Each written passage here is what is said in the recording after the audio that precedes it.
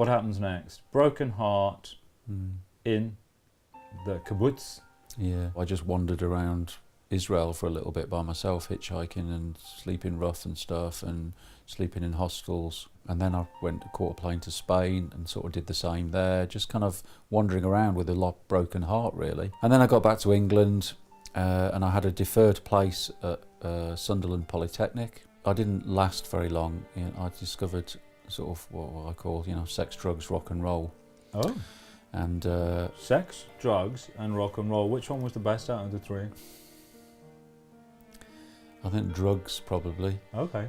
Drugs sort of became my sweetheart, if you like. It was just what was happening at the time, but when I look back, what I see now is that drugs were a sort of form of self-medication. They took me out of this dull, grey, sort of default position that my life was in, There were momentary windows of that with the drugs. Momentary windows through the darkness, through the mist, through the greyness. May I ask what drugs those were, please? A staple diet of alcohol and marijuana, interspersed with, a bit of LSD, bit of cocaine, bit of mushrooms, bit of speed, bit of, whatever else was kicking about, really. It feels a bit like the drugs were almost like a cork in the bottle to hold down and suppress all the emotions that were stored in my body that were too painful for me to express or experience at the time. Okay, so did they hold them down then?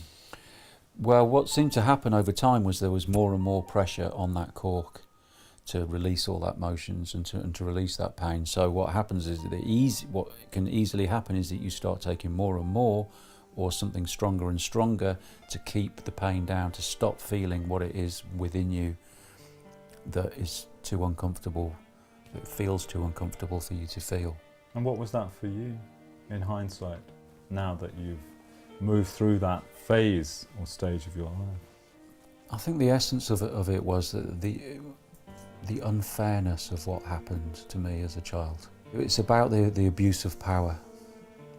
It's something that stays really strong inside me to this day, that if I find myself in a situation where there's an abuse of power, I find that my body is in the middle of it. I am taken there before my mind thinks, oh, well, is this sensible, is this safe, is this the thing to do? It doesn't matter whether it's a dog fight, or whether it's two people fighting, or whether it's a man and a woman fighting, or a grown up with a child. I just find myself intervening, and I know that there's this kind of like real, that's at the core of what pained me and what hurt me. It was just so unjust and so unfair that I was an innocent little boy, and that I should be treated so cruelly, really.